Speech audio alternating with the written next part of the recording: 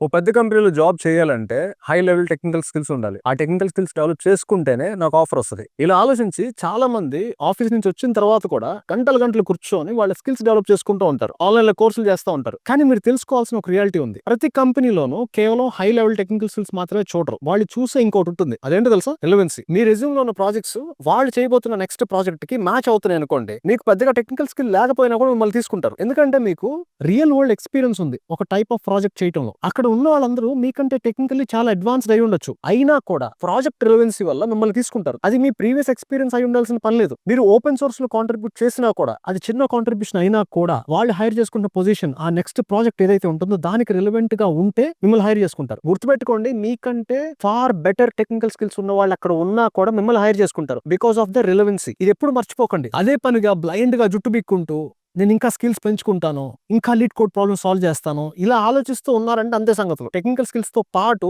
Relevancy ఉంటుంది. And మీరు apply చేసే టైమింగ్ ఉంటుంది. ఇవన్నీ మ్యాటర్ చేస్తాయి. బ్లైండ్ గా స్కిల్ అని పట్టుకోకండి. కిల్ కాకుండా వాళ్ళు ఇంకా 100 చూస్తున్నారు.